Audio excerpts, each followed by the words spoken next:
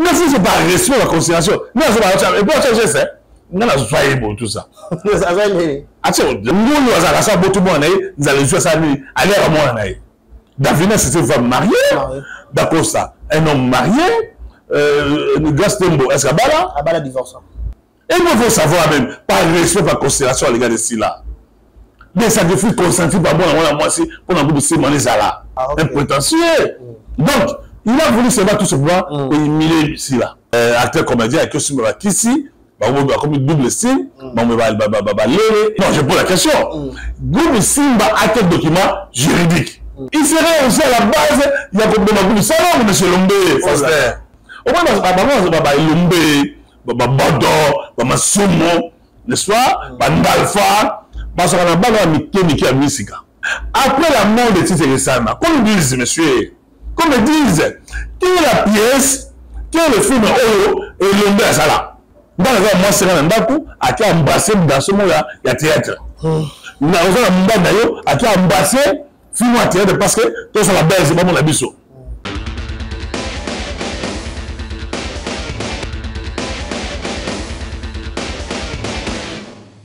Grande ma joie de vous retrouver encore une fois de plus devant vos télévisions, tablettes et tout dépend du format où vous nous recevez chez vous, dans vos salons de coiffure, dans vos maisons, ça dépend l'endroit où on vous dit bonjour, bonsoir, bienvenue chez nous, Bolokoko officiel à la télévision, à la présentation, c'est des Karibachia, Mobali Sangolom, de Boya et Makabuza. Je vous dis un grand merci. Si c'est la toute première fois que vous tombez sur cette vidéo, n'hésitez pas d'abord de vous abonner, de liker, de partager, de laisser des commentaires, ça nous fera énormément plaisir. Je suis là, je fais l'intérêt de Dorcas à Bolokoko parce qu'elle a été prouvée.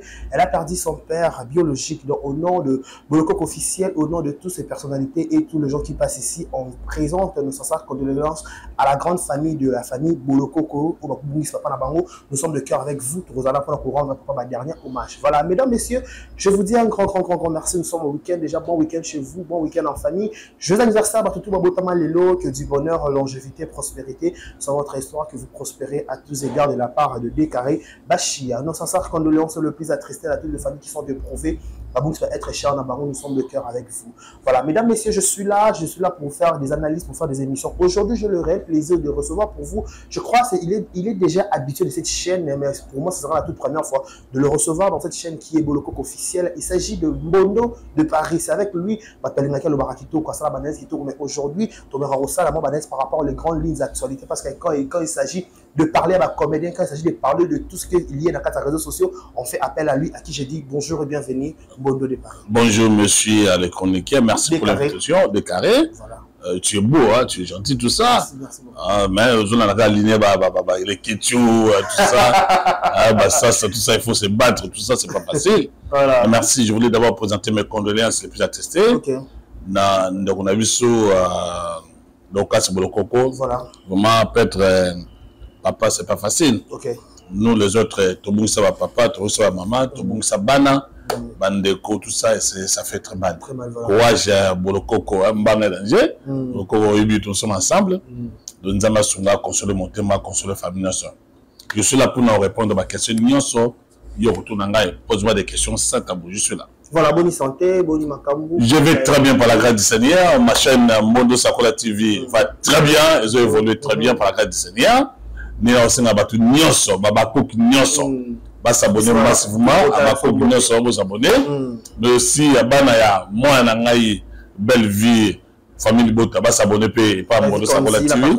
Voilà, Nzamba Pambola, Nzamba Sunga. Je suis là pour nous répondre à la question. Voilà, avant de continuer le sujet de la ma question de curiosité, on a tout dans Mbondo de Paris. Nous, comment on a la théâtre, on a anglais. Théâtre, c'est quoi? C'est quoi? Mon évolution, changement quota, donc bon, il faut prendre ça dans anglais. Voilà, ok. Il faut prendre ça par exemple sur le plan né dans mon papa mon expérience. Dans le monde j'étais artiste comédien, producteur, metteur en scène. Dans mon moi théâtre na biso za moi ya Rubeba. Voilà. Je suis très sincère. Beba comment? À ce constant par exemple na mathématiques. OK. Les fonds sur le plan artistique, tout ça mis à Okita. OK. Pourquoi je dis ça, monsieur chroniqueur? la plupart des films sur le Salama, aux YouTube, la plupart na yango, ils ont interprétation, il y a film nigérien, il film ivoirien, il y a américain, il série na bango OK. Au moins la série soit américaine, soit française, soit film au moins besoin interpréter caca. OK. Ati moi le grand qui est bâtiment de moi voilà. On ne sent pas, excusez-moi, on ne sent pas qui parce qu'on dit théâtre populaire. OK. N'est-ce pas? On dit théâtre populaire. D'ailleurs, on ne pouvait pas, j'ai toujours dit ça, on ne peut pas appeler théâtre populaire. OK. Parce que théâtre en mots déjà populaire. OK. N'est-ce pas? Parce que déjà erreur selon toi. c'est une grosse bêtise, c'est une grosse erreur qui a été commise à l'époque déjà la Fédération nationale des théâtres populaires.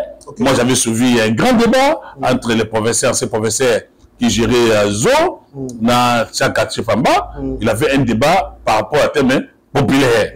Après, c'est M. Massoumou qui est venu copier des choses comme ça. Ça, pourtant, se rendre compte que c'était une aberration. OK. OK. Une aberration scientifique. Donc, au moment de la tête, il y a Sikoyo. Même quand vous regardez bien, au moment de moi, et ça impacte ici la population. OK. Pourquoi? Parce que, surtout à Ozo, il y a la mine de YouTube. OK. Parce que film il y a série il y a Bindele, série moi Nigeria, il va rien, interpréter c'est moi le mot, à ça va changer, et c'est un mot caca. Tu vois, c'est pas naturel. Quand, rappelez-vous à l'époque, je sais pas si vous avez dans Mbada, dans Boujman, je sais pas, tout ça, on avait fait un film ici, Binzambi. OK. C'est fait les années 91, 92, quelque chose comme ça, j'ai oublié la date. On s'est dit que, sous l'effet de la société, ma camouflage de la société congolaise, Bazou Yango, c'est là où on parle de théâtre populaire. Bazou Yango, parce que tout est l'histoire. Ça accroché. Vous trouvez par exemple Parisien refoulé. Ça accroché parce que Bazou a réalité et Salambaka. Moscovitch, parce qu'il faut se rappeler, Moscovitch a dit que copier-coller à Parisien refoulé. Ça veut dire que va tricher Parisien refoulé, va changer l'enseignement. Bazou n'est pas à Paris, ou à Russie, Bazou Vechaba, Bazou Baba Diani, qui devait jouer le rôle à Tono, soit on a mis un film, ou à qui n'a eu le retour, il va livre. Donc ça veut dire que les mecs, ça veut dire qu'ils ont triché seulement, parce que piager seulement les locaux. Mais ce n'était pas original. Aux autres films, par exemple, tu vas Maléwa, à l'époque, qui a été écrit, mais je crois pas Mondero, on sent l'originalité. Bon, aujourd'hui, quand vous suivez, oui, voilà. Aujourd'hui, quand vous suivez le film, les Kaminga, ils se disent des metteurs en scène, ils se disent des scénaristes. N'est-ce pas? Sur le bango, très bien sur le canal. On ne sent pas de la société, on ne sent pas de la chinoiserie. De toute façon, on comprend bien Bondo, on peut dire que théâtre congolais, théâtre populaire, ils ont théâtre populaire, mais bon, ça, ils ont fait des sociétés. Non, ça veut dire que on a fait des sociétés, mais comment peut-être artificiel pour créer dans Liban. Voilà, ça veut dire l'histoire pour Balola. L'histoire, il y a bisauté. Là, je suis en train de préparer un film là, Chibindi. Chibindi, chez Balouba. Chez Balouba, maintenant, je vais maintenant parler comment ça se passe au niveau de Balouba. Ils ont mis il y a Balouba, ils ont mis. Tu peux faire des films, il a beaucoup de moyens à filmer. Chibindi, chez Balouba, Chibindi, peut-être. Moi, je suis maman naé. Il y a Chibindi. Il y a Chibindi. Quand on paye, Chibaou, vous payez le facture. Chibaou, pour les mariés. Non, Chibaou, vous avez dommage intérêt. Chibindi, c'est une faction. Au Babé, au Sali, comme au Fouti, il y a même là, Chibaou. Dommage, tu as réparé. Réparation, tout ça. Donc, moi, je suis un par exemple. Occupé par Combo, occupé par Zongo, par Tabanou. Occupé par Moana. Et c'est moi original.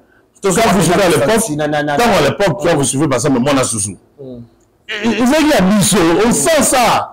Aujourd'hui, par exemple, les films La Vie est belle, on sent c'est l'originalité. Mais aujourd'hui, là, bien qu'il est bon, il faut encourager. Bassi là, Belle Vie, Karim Pala, les autres aussi. Bazo va film mais moi j'aurais souhaité que Bazo ait moins originalité. Ça c'est la première chose. Deuxième chose, peut-être à Bissot. Et ça, pourquoi? Parce que on est dans un monde où il y a baise. Alors on crée trop de baise. Le fait qu'il y a créé la baise est belée, et je dois être en Abisso. Tu vois, et puis ensuite, il y a un Koufa, comme on va en Zonzing. C'est-à-dire qu'on prend une femme une fille de la rue comme ça, pas à Pembe, à Kitoko, non, ça veut dire on la prend seulement. Pas à figure, mais. Pendant la Zali, à Sierra de théâtre, à fouler, à zumber la poteau, à Sierra carré, à ce théâtre. Et puis ensuite, peut-être aux autres coups, parce qu'il faut savoir une chose, qui s'y a théâtre, nous le noter.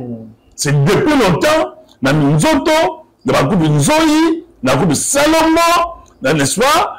Et bien, il faut qui s'y là-haut. Autour de qui ça tient à travail, non?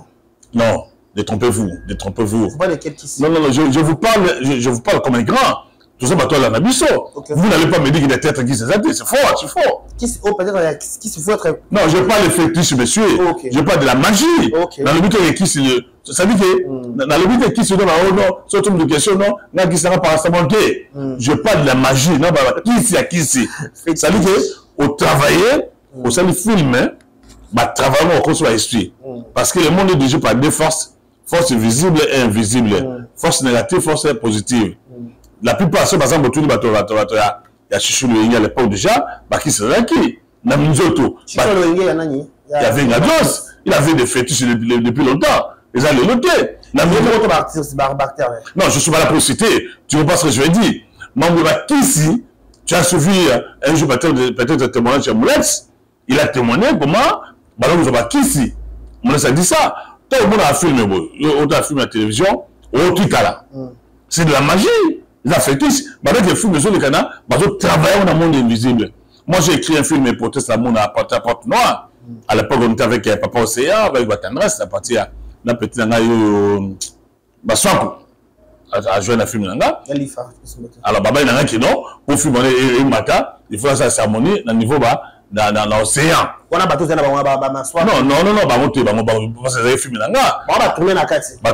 mais on m'a dit des choses comme ça. Ok. Sur la nuit, je me laisse comment est-ce que je suis allé quand na Chichou Loïngi à cette nouvelle on les a dit Kisi, tu as suivi les témoignages. Mon petit pour moi, c'est na Katuana. Donc, il y a aussi un différence entre Bisso et la Siko. Moi, ce n'était pas de trop le showbiz à quitter. Showbiz. Les amis, ça dit que double style. De pose à succès, pour matin, il faut qu'on double style. Donc, le lémo, maman mis sa pluie. Donc, oui, il faut qu'on dise des choses. Alors, il y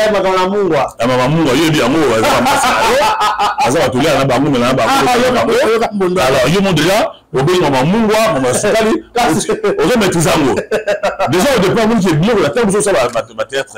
Non,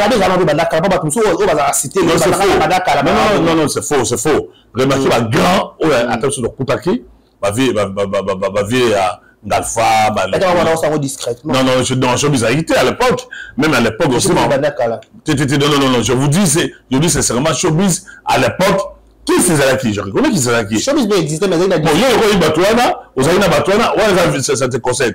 Il y a qui c'est qui, mais showbiz à l'époque, voilà. Parce que showbiz à qui mingi, ton papa a une macambouana.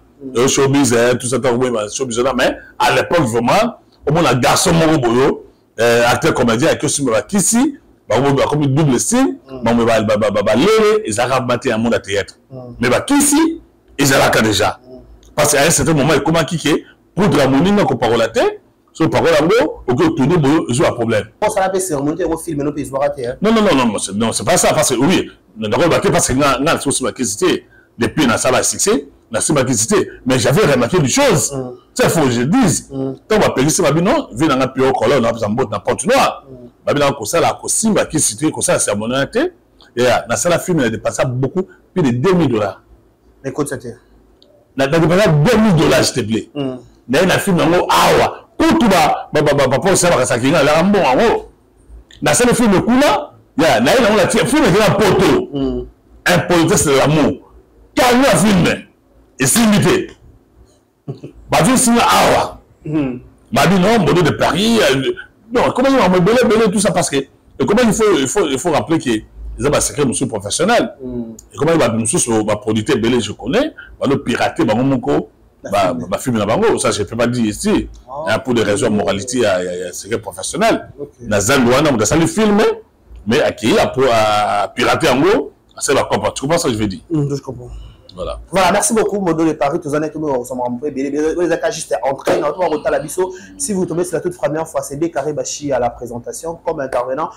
Monsieur Modo de Paris n'a tombé comme un solo pénal en ordre concernant les différents lits actualités. Voilà, bon, notre côté concernant les campagnes et sorties médiatiques, il y a son président Richard Poyé dans les vidéos que l'histoire Oyo. À propos Oyo, sortie médiatique, tout le monde qui n'est pas président Elombe, n'a pas scellé Massassi, ça là qui va sortie médiatique en général. Avant de compter la détail, deux points. Qu'est-ce que tu pourras dire? Donc, moi, je me dis ceci. Vous savez, beaucoup de gens m'ont toujours traité, ne pas avoir de bonne relation avec M. Lombe, comme moi avec M. Kabamba Yassele. C'est mon grand frère du quartier, na Barumwana, il y a na Kapanga, na Kibati. Donc, c'était vraiment un grand frère, il y a tout ça. J'ai toujours parlé de ça depuis la 90 déjà.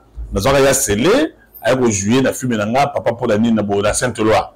C'est là où j'ai envoyé Lule, Léandre. Na tina pas Kabamba Massassi, on répéter na Serombo, na Barumbo. OK. Quand on a sorti médiatique il y a Lombe, moi je toujours dis ça, mais monsieur Lombe a toujours joué un mauvais rôle. N'est-ce pas? Il a toujours joué. Je vais m'expliquer. On dit que je m'attaque trop à Lombe et tout ça, mais non, je suis conséquent, je suis sérieux dans mes propos. Et Lombe a toujours donné l'impression que c'est le garçon le plus sérieux. Hein, c'est un garçon intellectuel, bien entendu. Il est sérieux. Pour moi, Lombe a pongi Makassi. Et Lombe a pongi. C'est-à-dire que là, tout le monde sera sérieux. Lui ne fait pas du mal. Il ne connaît rien. Déjà, vous avez vu. Moi, j'avais condamné du fait que Lombe avait mal géré le conflit entre Sila na Pechanga, entre Bellevue na Sila. J'avais dénoncé ça. Et j'avais dénoncé ma complaisance à Lombe, monsieur Lombe. Foster, bien entendu. Ce sont ces filles, on va gérer conflit. Peut-être à Loba. Non. Bellevue, c'est moi, Haïti. Et Lombe n'a jamais. Attendez. Et Lombe n'a jamais formé Bellevue. Il n'a jamais formé Bellevue. J'ai dit, je le sais, c'est comme les décors. Avant de former, on est. D'accord, on n'a pas vu de là. Bellevue déjà a commencé à faire de la Josie, va filmer, Banakala. Ma fille m'a dit, Bellevue a joué à la Josie, va casser. C'est chez moi. Avant le pas major, c'est chez moi.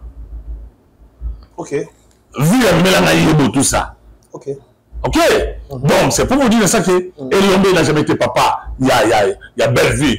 Je l'ai dit, même à toi, jamais je peux dire. Papa ne passe aux Zoli, ma campagne, la Bellevue, Zoli, ma campagne. Ah, non. Ça vous connaissez pas Bellevue. Bellevue, ma campagne, pas la yéné, parce que, dis-moi, et ça, je me souviens, avant de payer, il y a Elombe dans ma campagne. Bellevue a commencé à faire des jogging dans le monde international depuis longtemps. Nous avons papa naïe, il y a ma casse au Bellevue à joie, c'est chez moi. Bon, mais papa Bellevue aux années. Papa Bellevue aux années, c'est de l'eau, papa Lombe. Mais ça n'a eu le monde de Paris. Maman a vu là. OK. Et ça a une gratitude, vous savez. Ça a une gratitude. L'homme a dû passer à Bellevue. Il n'a jamais formé Bellevue. Et puis, comme Bellevue a eu le goût de Simba déjà, le goût de Simba il est déjà lancé. OK. Et l'homme n'était plus metteur en scène comme tel. Pas du tout. Donc, c'est pour vous dire que c'est que je comprends la route. Au bout d'un moment, solo. La sortie médiatique est Lombe. Moi, je suppose à ce que c'était une réponse et pas l'anga. OK. Comment ça? Attendez. Quand on pose la question avec M. Mira, parce que je te rappelle, Elombe a sa famille Bota, Masumbo, famille Bota, Sakala, famille Bota, Massassi, famille Bota. Oh. Ah oui, après Nalfa, Naza Abakouk. Passer de la foi, famille Bota. Oh, attendez, ça se voit, il ne faut pas jouer, il faut toujours l'hypocrisie. Comment ça? Ça montre la tendance. Ce sont les plus légitimes. Et le monde va prendre le quoi, non, Naza famille Bota. Remarquez dans cette histoire-là. Parce que le fait que moi j'avais parlé de ça, s'il a fait partie, il y a la cofondatrice, il y a Simba. Il a voulu me répondre ainsi. Non, si elle n'a jamais été cofondatrice, mais M. Lombe a fait une confusion. Attendez. Même si vous avez un ndaku, cela ne fait pas que vous avez un conformatiste. Nazo l'idée aussi le Rwanda. Na bengi mbala liboso, les premiers pionniers. Pourquoi on dit conformatrice? Pourquoi on dit conformateur? Nous avons posé les avis dans le couler. Mais là, toujours dit que le lango, Babavenza Kupola, Bazaba cofondateur, il y a point serré. Mais j'ai une idée, et là, il y a une idée à la groupe Simba. Et puis ensuite, na Minono, na Kabama Sassi, na Tito, na Bodo, na Papa Chef. N'est-ce pas? Tant j'ai une idée, Wana. Parce que dit que Tito, Bazaba cofondateur, administrateur. Pourquoi Tito le roi? Non, ça, il est sérieux. Parce que c'est prétend qu'il est sérieux. Il est conséquent. N'est-ce pas? Donc, j'ai demandé à plusieurs fois un débat contradictoire avec M. Lomé. À qui m'a je n'ai jamais compris ça. Ils sont sérieux. Alors, lui qui est par exemple, qui nous dise comment Papa Chef qui était cofondateur, administrateur, qui était le soir Papa Chef? Quel était quoi? Son, il y a Papa Chef. Son, il y a Papa Chef. Il ne faut pas, par exemple, Tito. Pourquoi Tito le roi la Bible Simba? Pourquoi on est dans le Ngwa? Pourquoi on est dans le Ngwa? Pourquoi on est parti dans le Ngwa? Il s'est capable de ça faire là. Et comment il dit que c'est bizarre? Aujourd'hui, on est à Azou, il y a une Mimossi. Parce qu'il y a une Mimossi, même le chant là, dans le monde, il y a théâtre. Alors, si il y a un dako. Oui, même si il y a un dako. Si la fin de ça, c'est que si il y a une cofondatrice. Non, on va dire la cofondatrice, c'est la deuxième position. Non, c'est une non. De monsieur Elombe Foster fait une confusion, fait de la salle. À ce qu'on appelle ça cofondateur. Maître de son état. Ne dis pas ça de choses comme ça. Ne dis pas des choses comme ça, ok? Je ne veux pas attaquer la vie personnelle, la vie professionnelle. Mais comment on va mettre avocat? Mais à quel maître avocat, ça veut dire quoi? Quand on dit maître avocat, ça veut dire qu'il a gagné comme des procès. Il est maître avocat, oui. Je le concède. Combien de procès au monde est le Magania? Dis-moi. Il faut faire des recherches. Alors, lorsque vous n'avez pas de, vous n'êtes pas informé, il faut me dire que maître avocat, on le reconnaît, la grandeur d'un avocat, on le reconnaît par rapport à la manière dont il a gagné le procès. Ok, on y va. Ok, monsieur. Donc, il a voulu me dire, si les actes cofondatrices, c'est faux. Si les actes cofondatrices, il y a Bible Simba, même s'il n'est pas administratrice, comme on dit. Si vous voulez, administrateur. Ok. Azar administrateur, c'est administrateur à qui? Bodo. Mindondo. Papa Chef. Mais Lomé. N'est-ce pas? Parce que tout le monde, à cause de l'administrateur, mais s'il a fait partie, parmi la cofondatrice, il y a Bible Simba. Il fait partie. Non, attendez. Je vous dis que c'est Lombe qui a fait une confusion. Il n'a pas compris ce qu'il a dit. C'est l'hypothèse, monsieur. Suivez M. Lombe, un prétentieux. Il sait quoi tout connaître. Il sait quoi être inspecteur. Il sait quoi être professeur. Un donner des leçons. Mais pas des gens comme nous. Celui-là, pas un monsieur comme moi. Ok. Parce que d'abord, je commence à faire du télétravailler. Ah oui. Il y a un groupe de salon dans quelle année? Avant d'abord ça, on va jouer au Wapi. Pose la question à ce monsieur. C'est pas parce qu'il a eu la chance à rencontrer d'abord Salomon, n'est-ce pas? Avec ma moto avec Chaba, ma moto avec Inga, ma Lipati, ma Vénabiso, ma Kwedi, qui a fait de lui un grand. Ok? Qui a fait de lui un grand? Il faut me dire de ça que l'homme c'est le plus grand, tout ça. Non. Parce qu'il était fort, elle allait commencer le groupe Sima Yemogo. Azumba, Tuke. Il a commencé le groupe Sima avec les autres. Il va bâtir, il va passer le Pemba, et puis il a tout fait pour l'étouffer, pour le faire écarter. Donc, quand vous suivez les potentiels, Lombe, il vous dit que l'association au bataillon, l'État est ébi. Et on a l'association, il y a ma cofondatrice. Si on peut Lombe dire ici la cofondatrice, qu'est-ce qui prouve qu'ici la cofondatrice, on peut pas prévoir qu'ici la cofondatrice. Je vous dis, mais c'est une notion élémentaire, monsieur. Je dis ceci. Nous avons des idées, nous avons des idées là. Nous avons ça, par exemple, une association, groupe théâtral. Ok. C'est une idée là. La bengi Dokas, tout ça. Quand vous venez là au début, là, vous êtes le cofondateur. Même si vous n'êtes pas des administrateurs. On peut être cofondateur sans peut-être être administrateur. Bon, l'administration, il avait l'hypathie, il avait. Est-ce que l'hypathie, c'est administratrice, c'est ça? Non. On y est, on a cofondatrice, mais on peut faire fonction, ça va toujours sauter. Sinon, oui, Donc, déjà au départ, il dit, voilà comment c'est dit là, dans la syllabe. Alors, syllabe, comme ça. Voilà, c'est il prend aussi comme chose du monde, il parle avec, non, écoutez. Avec arrogance. Avec arrogance, avec mépris, avec dédain. Abi na joyeux, mais la joyeux, tu vois, un terrain de bande de pays à 20 ans comme ça, un prétentieux. Donc, il a voulu savoir tout ce pouvoir pour humilier ici là. Oh, comment ça, mon papa n'a humilié Ndeni. Attendez, non, mon athée, mon papa, mon tabou, à l'épée, mon tout. Ton père, tu as jamais dit, mon tabou, tu m'as naïe, tu as les mois naïe. Nous, nous allons savoir, tout le monde naïe, nous allons jouer ça nuit, aller à moi naïe. Et nous faut savoir même, par respect, par considération à l'égard de ici là. Des sacrifices consentis par moi, moi, si, pour un bout de ces monnaies là. Elle donne son énergie, son temps. Son énergie, son temps, son intelligence. Tout là, il a sacrifié sa vie pour un bout de 6 mois là, ils allaient là. Pour le monsieur, ce qu'il est devenu. Aujourd'hui, mais si c'est pas respect, la considération, mais c'est pas et puis je sais, on a joyé pour tout ça. C'est un geste méprisant. Ok. Ils ont marqué dans un respect biologique. À un certain âge, un peu de respect à la considération. Quand tu veux parler à ton enfant. Donc, quand il me parle, il y a mon tali, c'est là. Il faut voir comment il parle avec mépris.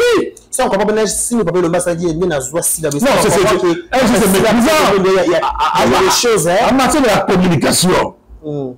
la communication, monsieur, j'espère si vous voulez bien, ça m'a fait, tout ça. Comme les autres, ils lisent comme moi, n'est-ce pas? Des choses, il y a des monstres. Voilà, c'est ça que je veux dire. Voilà. En matière de la communication, il n'a pas fait la communication. En matière de la communication, il dit, non, on a joyé de tout ça. Oui, les gestes, là, ça compte. Même quand le moindre en fait. Il dit pas mal, il a joué, on a salé, la fabriqué. C'est comme Dieu le Père. Ok. Alors que s'il a fait Ina, s'il dit ici, il n'avait pas de capacité, de qualité. Alors moi, il a reconnu que s'il a petit d'abord, il y a Inas. Mais il a reconnu. Après quel geste? Après la joie tout ça. Et puis attendez, le théâtre c'est un art. Ouais. Avant que ce soit une science, vous n'avez pas besoin de me dire qu'est-ce que l'homme a fait déjà dans le monde théâtral. Papa va Ngobo, papa va Monzali, papa va Lokuli, papa va Nalfa. Tu vois, papa va Bale Mondial, papa va Kwedi. C'est Kwedi, Asala Ina. Si c'est Ina, c'est Asala Moté. C'est Mango, Asala Mo. Mais ces gens-là avaient des talents au niveau sanaté. La donne à Bango. La donne, ça veut dire. Et ça donne. Tu peux avoir quelqu'un, elle s'est donné ça, qu'est-ce qu'il représente aujourd'hui d'abord la mission. Papa, il y a les autres. Voilà. Tu sais, toujours dans le cadre de la sortie de l'éthique à Papa Lomé. Papa Lomé a dit que RDC sur le bas, association de ANTPC, au bazar structuré, au bazar Nikana na bango. Le reste de l'association est sur bazar structuré. Ça montre que monsieur avocat est mal formé, mal informé. Par contre, tout le monde est sorti, tout ça, on a des choses en comparaison, tout le monde est sorti médiatique, il y a JP Massamba, il y a le big boy, il y a pas big association, mais contrairement, il y a JP Massamba, il y a tout canisa, pas au cas, ça va tout pour femme, il va tout basta na bomba canisa bango, mais ça n'est monté à ANTPC. Pourquoi ça quand monsieur avocat juriste de ce quoi ne sait pas faire la comparaison entre une fondation, une association, ça reste à désirer. Un avocat de ce quoi, comme nous là. Attendez. Tout Kanissa, c'est une fondation. ANTPC, c'est aussi une association. Ok? Quand passons pas une association, c'est une association de l'homomoté. Parce que l'association, c'est quelqu'un qui vient avec des idées. Parce qu'il faut savoir que cette histoire, ça n'a pas commencé avec Massoumou. Massoumou n'est pas expatrié. Et le Kwana, c'est une idée venait de ceux qui Masséké. Déjà, avait commencé par match de football, tout ça. Il a laissé à son grand frère. Parce qu'à l'époque, soyez sérieux, Vieux Chaba qui a formé. Parce que Massoumou a eu un cima à Vieux Chaba. Il a formé, il a fait comment le Vieux Chaba. Il y a Massoumou. Il avait de vieux produits. Il avait Vieux Chaba, il avait une qui mais n'est-ce pas? Mais ça qui est un autre, ça qui est. Quand il a eu ça, alors après, c'était combat. Donc, d'abord, tu as suivi JP Massamba. Il a fait une démonstration. Qu'on a saqué, non, il a ses documents. Boubi Simba, qu'on nous dise, et le média nous dit, Boubi Simba a quel document juridique? Obama document. Non, je pose la question. Boubi Simba a quel document juridique? Si le groupe ici a un document juridique, et l'on devait passer à la télévision, on dit que voilà le document juridique, il y a Louis Simba. Un PTC, est-ce un document juridique? Non, parce qu'il faut savoir, monsieur, il faut faire la confusion. Au moins, n'est-ce pas? Bandalfa, parce qu'on a pas Miki à Misika. Ok, qui parle à ce que Lombe, il est intouchable, on ne peut pas parler de Lombe, c'est le magistrat suprême, c'est le président de la République, qu'on peut parler de lui. Si on peut critiquer le président de la République, qui est magistrat suprême, comment peut-il de raison, un simple avocat comme lui, on peut le critiquer? Et surtout que je vais d'abord porter plainte contre M. Lombe. Oh. Ah oui, je vais saisir Ordre national des avocats. Ordre national des avocats, qu'on nous dise, est-ce que Lombe, donc on doit faire du théâtre ou pas?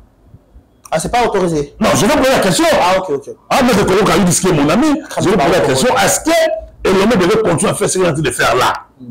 Si c'est contre la déontologie, je vais voir.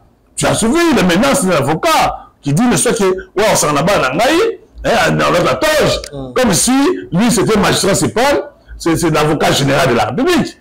Donc du chantage comme ça, les gars des gens. Mais tu vois aussi sortie médiatique à président Lombe, oui aussi ça se termine. Donc je disais ceci, une sortie ratée, une sortie provocatrice, une sortie inutile. Si provocatoire, c'est-à-dire cette sortie-là, bon, et le mal lobby. Et puis ensuite, ils ont fait cette sortie-là pour remonter le groupe Salomon. Monsieur. Je vais parler ou bien tu vas vous le dire. Nous sommes sérieux sur conséquent. Et l'homme devait nous dire, monsieur Lombe, monsieur Faustin, je te regarde pour ça. Où sont les enfants du bal mondial? Où sont les enfants là? Il y a Chaba, il y a Inga. N'est-ce pas? Tout le monde soit avec la groupe Salomon. Qu'est-ce que vous avez fait pour les enfants, pour les femmes? Aujourd'hui, vous passez à la télévision pour dire que 50 ans, alors que vous savez, vous avez 50 ans, en 2024, pas ici. Non, je vois la question, dans toutes les questions. Bon, ça c'est sérieux, ça conséquent. Parce que dans cause, idée géniale, ça va triste, il y a tout calmer ça. Oh, il y a souvent un coup de comédien. Où est le coulé? Combien de fois M. Lombe, M. Massoumou, M. Bodo, combien de fois vous allez voir le colis? Le colis n'a pas après tomber. Comment vous avez fait de ça? C'est comme c'est ce conséquent, monsieur. Est-ce que Batouana, les amis dans la cour, pour nous avoir le mondial, où est passé c'est plus monnaie qui n'a pas pu? Comment je pense après ensuite je vais vous dire une chose. Après la mort de Tite Ressama, comme ils disent, monsieur, comme ils disent, quelle est la pièce? Quel est le film Oyo et Lombe à Sala? D'accord, la boucle, Salongo, le soir, c'est le succès. Ça fait plus d'une année déjà, tout a insulté, d'après ces informations. Comment ça? Ah, mais bon, ça passe où là? Non, ça passe où là? Avec quel film? Ça passe où? Mais ils ont craché sur la mémoire de Tine Ressama. Mais comment le problème? Je ne voulais pas aller très loin. Et Lombe à l'époque, attendez, il serait aussi à la base, il y a comme de ma salon, M. Lombe, Foster. Comment ça? Ainsi que ma soeur. Je me pose la question, monsieur. Comment Lombe pouvait prendre à celui de Simba, à Zuli Pati, à Zuli Pati, à Zuli Nondo? Pour quelle intention? Non, je pose la question. Je pose la question. Pourquoi il a fait ça? Alors, on a le salon Koufa. Mais maintenant, le mec se permet pour aller à la télévision, moi, toujours fêter ses ratins dans ce groupe Salongo. Après la mort, il y a groupe, il y a tiré ça. Qu'est-ce qu'ils ont fait? Ils ont voulu à ce que Bateka groupe Salongo au profit de la groupe de Lomoko. Massoum a eu la groupe là, où est passé le groupe de Massoum? Où est passé pour la carte de Massas? Sur le bateau, non, tout c'est fait pour la groupe Salomon. Mais sur le bain na bango, bain c'est au baquet d'Awapi. Comment vous allez rendre visite na bain c'est au bain na bango? Toujours dans la émission, tu peux payer passement de papa Kama Massas Alobi pour un bateau bazaka affilié la carte association et il y a ma carte maman Denise a payé ça pour un traitement parce que le libanda base la moment na bango goya parce que maman Denise ça souvent papa et l'homme qui a payé sa carte n'a pas communion que mais est-ce que quand Massas mauvais avec beaucoup de respect est-ce que quand Massas c'est bon quand même non le Oh, tu ne connais pas? C'est quand on a ça, c'est bon, on a ma souba, voilà. C'est vrai, l'hypocrisie. Mais écoutez, monsieur, comment monsieur Lombe, monsieur Massomo, monsieur Bodo, monsieur Kawamassasi, Bazou la carte, ils ont donné à leurs copines, à leurs copains, à leurs voisins, à leurs cousins. Pourquoi ils ont fait ça? Pourquoi ils ont fait ça? Toi, tu peux imaginer, monsieur, je suis sérieux. Un grand groupe, après le groupe Salomo, Nzoï, Boké, c'était les principes, il a fait le couler. Comment se fait-il, monsieur? Excusez-moi, si monsieur Lombe est sérieux, comme il est porté, il est sérieux, combien bateaux il y a le groupe il y a le couler d'Alpha, mais il y a 4 ans. Vous avez? Tous à la carte beauté. Ah. Moi, après, c'est la carte. Et quand je me suis fait des pressions dans la sortie médiatique. Ah, c'est papa, ça le bel pédale. Il n'y a pas de bobs qui ont le c'est pour là. Mais même là, on me dit, comment ça fait que on va miquer qui a dit si mais on a la carte, nous la quantité. Et quand je me suis fait des pressions, bah, ben, il y a l'alpha. Parce que l'alpha, on a un premier vice-président, après, je suis président d'alpha. Étiquette. Oh, étiquette, de mon avana. Pourquoi ça a pembe? Le roi Bassou, moi, j'ai Mwindou. Et le mot Mwindou, le soir, Babino, tout ça, Mwindou, Pembe, Mwindou, Batou Chawana, Batou manipuler. Moi, je vais toujours être mécontent, ça, même le Bodo. Parce que Bodo, c'est un mot. Il a été arrivé dans le Bodo, Bodo, Funa Massumo. Après la mort de Masseriga, mais tu ne sais pas ça. Si on va faire un alpha, il ne maîtrise rien. Est-ce que nous avons gagné sur la maca? On a un alpha. On a un bonheur. Et le c'est comme tout petit, nous avons hypocrisie. À temps de amis, à tous, c'est pas ça, bien na Massumo, mais un temps dans la coulisse. Mais il y a dit que, maman, on a 16 Mangwana. Parce que on a $10. Pour faire 16 jours, il s'en a. Et voilà, il n'a pas de leçon à nous donner. Voilà, c'est un peu concret pour la sortie des tickets à papier, pour la qui nul. Un échec total parce qu'il a voulu humilier, ridiculiser, Tokarisa, et mener vivant. Et maintenant,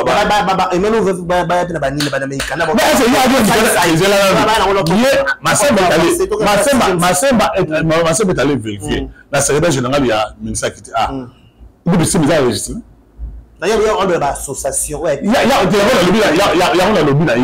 Attends, il y a un groupe théâtral. Est-ce que le groupe théâtral, comme si, mais ça, le document associé à le document. Massam est allé vérifier, le document monté. Bon, on ne peut pas nous prendre des gens comme des imbéciles, comme des idiots comme ça. Voilà, papa, mon nom est partout, on a pété tout le dans la 6e sous dans la 4 réseaux sociaux. Par rapport à ma sortie médiatique, ça me fait belé, tout le monde va au bas de l'école, nous, ben, estimé, nous, comme ça, théâtre. Ça a sérieusement au film, des arts, comme moi, base, où tout le monde a apparition coach d'Acosta, tout le monde a Davina, Aqua, tout le monde a belé, dans la 4 le bail, coach d'Acosta. Pourquoi d'Acosta? D'accord, tu vois quoi? Eh, coach pas, coach à battre belé. Ah, vraiment, Bino Bano, vraiment. Oui, coach. Mais moi, je ne le connais pas trop bien, je ne le maîtrise pas bien. Non, parce que par rapport à la question là, il y a une réalité, évidemment, de circuler, tout le monde d'accord, ça m'embrasser, na grâce de moi, ça peut YouTube. Après, le bas, tout ce qui est dans l'obésité, qui m'a dit, solo, réalité. Ça m'embrasser. Non, ça m'embrasser, pensa. Vidéo, ils allaient, je crois, ça, l'action. Attendez, vidéo, ça m'embrasser, la théâtre, depuis ça, à partir de théâtre, ce que c'est la réalité, comment on a vu le modèle, Luana, Batwabi qui est basé dans l'obésité, qui est dans solo. Attendez, je cherche la vidéo. Voilà. Oh là là, il faut trouver dans la TikTok. Moi, je parle de TikTok ici. C'est pas grave, vous allez mettre ça. Bon, ça veut dire que je vais dire ceci. Hein. Moi, immoralité, et conduit tout le monde à théâtre. C'est vous aussi, nous sommes comédiens, toujours filmés, c'est-à-dire on se ridiculise. Toujours on peut ça montre qu'il est moins valeur. À l'époque, il y a théâtre, monsieur. Tout le monde m'a dit, moi, je suis Bipendou. Maman, mon pépé, mon encore, n'est-ce pas? Ma belle, maman, tu as Kalawana, maman Zita, maman Ekolo, ma Poso, ma Lolambo, ma base, ma Zoua. Parce que maman, c'est mon respect et considération. Nous, acteurs comédiens, vous savez, je vais vous rappeler des choses. Vous avez ceux qui me passent la balaka, maman, c'est un abisso, maman Chap. N'est-ce pas? À Balaka officiellement, on a dit à l'époque c'était du respect, la considération, même si après ils ont des problèmes, maman Bassan sous ce côté dans Katiwana, ils ont eu des problèmes. Ce n'est pas le sujet. Mais on sentit du respect de la considération. Non, mais attends, moi, je n'ai jamais compris ça. Ben, on a dans sa tête aussi, ce n'est pas normal. Comment il m'a dit, moi, si, dans ma vie privée, ma vie intime, il faut me donner un nom, me donner de parler à la fille. Me donner à Salibo et tout ça. Et puis, je vais vous dire des choses. La people la confiance dans le monde du théâtre. Et ça, il y a un moko. Il y a une jalousie. Il y a une balle. Il y a une balle dans le qui ndumba et ma casse dans le monde du théâtre. Même ici, à l'époque, il faut rappeler. Non, il y a mon boulot là-bas, c'est là qui le président, le producteur, la fille à théâtre, mettre en scène, c'est depuis longtemps. Mais on a même ce qu'on et les qui d'accord, j'aurais appris, il serait marié. Même si, depuis que j'ai commencé à faire du théâtre, je n'ai jamais embrassé une fille de théâtre. Je vais bisouter, une différence, bien entendu, il n'a pas bisouté une fille, hein? Mais il n'a pas quoi embrasser. Vous savez, nous, on a pensé dire, il y a le fond dans le coulis. Parce qu'on a interdit le biseau. Comme ça, biser même un nombre. Je me rappelle, la fille de Mondimi, Tono il avait bisouté dans nos établis.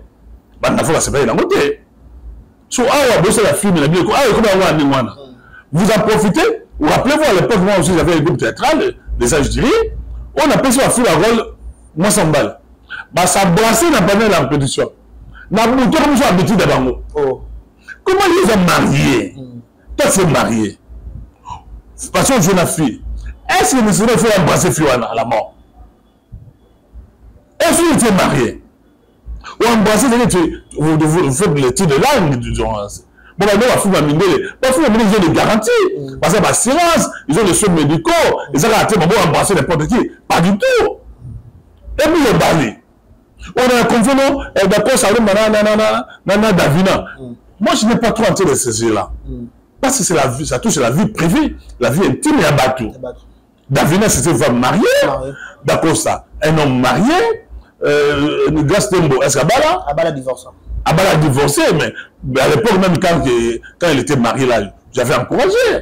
Est-ce que Bissou, parce que Bissou a théâtre, on sur le coup mouté. Hier, j'ai dit ça avec quelqu'un, non, Bino a fait théâtre, on va la rater. Depuis,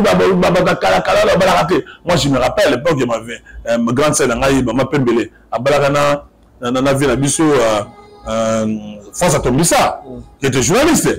Ok? Mais pourquoi on fait la mission de l'eau au bousseau de communiquer?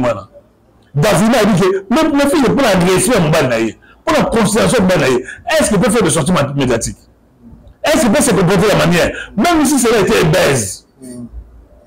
Dans le moi, c'est un bateau, à qui embrassé dans ce moment-là, il y a théâtre. Nous avons un Mbanaï, à qui embrassé, film à théâtre, parce que tout ça la baise, c'est pas mon abisso. Et puis ensuite, même si c'était baise, pourquoi il n'a pas maquillé l'offre d'Abango? Ils n'ont pas fait ça. Ils ont voulu seulement te maquiller en haut. Après, vous savoir ce qui s'est passé, te maquiller en haut, non, parce que d'abord, ça devait protéger son mariage, Davina son mariage. Même à ses posons, même si on a pardonné, même si on a famille en bas. C'est ça. C'est même un document qui donné ça sur les réseaux sociaux, Davina, Moura, après à côté de maman, tout ça. Donc, c'est ce que. Moi, j'ai un ami, on se fait dire que Gastembo, je le non, d'ailleurs, il y a tout le monde, il y a tout ça. Même si on a la mine à l'igno, est-ce qu'il faut dire ça à la télévision? Et on va la grâce à Moura. Moi, je me bats. Ah, on nous voit. Qu'est-ce qui est bon aussi?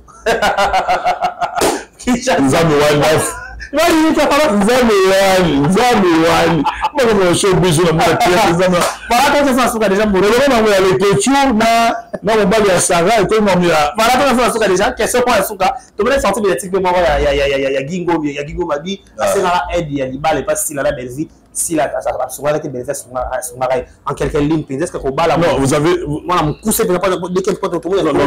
à principe, mon jeune frère, j'avais suivi sa sortie médiatique. Moi, je ne le connais pas très bien. Mais il m'a y été dans le monde de théâtre. Moi, je ne le connais pas parce que moi, j'aime aussi déconnecter dans le monde de théâtre. Je ne connais pas. Visa, on a mis au matin. Mais j'avais suivi sa sortie médiatique, comment il s'est attaqué dans Doudou Soupou, dans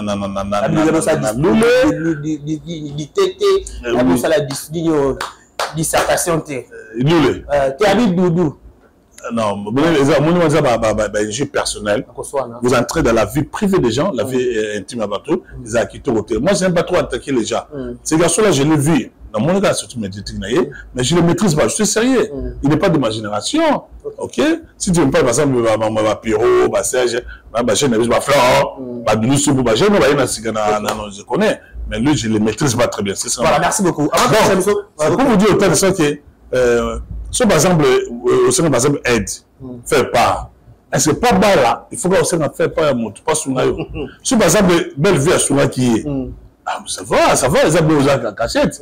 Dans ce pays, la joie, on peut arriver à monter. Arriver piaka. Il y a une belle vie à souligner. Bon, là, le papa a belle vie. Attends, je n'ai pas la patronne, mais là. C'est beaucoup de non. Il est bien. Les gens comme des passer patron, balai, de vautours, de checal. C'est pas que foyer, moi, je ne peux pas. Moi, je suis un monsieur, qu'est-ce que tu vois? Moi, je chantais pour belle vie. Tu comprends vraiment quoi là. Et puis ensuite, je vais te dire une chose. Dans un film, on m'a demandé d'aller voir Belle Vie. J'aimerais mourir pas avec on est avec dignité. Il faut jamais faire le côté, il faut le quitter. Non, mais seulement on a Belle Vie. Ça va pas prendre temps. Ah, écoutez, c'est quoi ça? D'abord, il y a Belle Vie, la famille pendant 3 ans d'État, dans la Belle Vie. Attends, bien, mon âme. Quel manque de respect. C'est monsieur. Voilà. Donc, Belle Vie, c'est ma fille. Donc, je la respecte quand même, je ne jamais m'abénailler. Mais attention, le succès est périodique. À l'époque, on avait parlé des visas, ça a pour ça, ça va à la poto. À la poto. Est-ce qu'on a sous ça? Bateau, il va s'abattre la succès, ma casse. Maman, on peut me saluer. Qu'est-ce qu'il faut avoir de succès? Belle vie, style, elle doit bien gérer le succès. Et puis, je vais vous dire une chose, il faut du business. Et puis, le bateau, il n'a jamais belle vie là au Canada. Parce que vivre dans la confiance, il y a belle vie là. Et puis, belle vie là. On va profiter, on va business là. On va le prendre, on va voyager. Mais les vautours, les chacals, les liens qui sont autour d'eux, on va bénéficier de ça pose un problème. Donc, déjà, félicitations à maman, Babi, c'est trop tard. Ou déjà, monsieur Lomé, c'est trop tard. C'est trop tard par rapport? Non, c'est ça, Mati. Ah, ok, voilà. Tous les gens déjà. C'est trop tard, monsieur Lomé, à tout salut, la sortie médiatique, mais sur la joie, si là, je l'ai prise comme ça, avec mes potes. C'est bien arrogant, ces garçons-là. Ce maître-là. Tu veux bien avec moi, hein? Tu ne me connais pas, monsieur. Allez, allons-y. Voilà, merci beaucoup, M. Souka. Déjà, votre dernier message par rapport à... Le message à Souka, c'est un merci à Nayo, Bécaré. Merci pour l'invitation, merci pour l'émission. Ok, merci. Et puis, un cordon. Cordon Richie. Cordon Richie, vous battre le cerveau. Il y a un Gérardo, c'est mon coco. Ça, c'est moi être un grand monsieur. Ça, c'est un chef à Noumana. Il sait gérer tout le monde. Merci à lui pour la réalisation.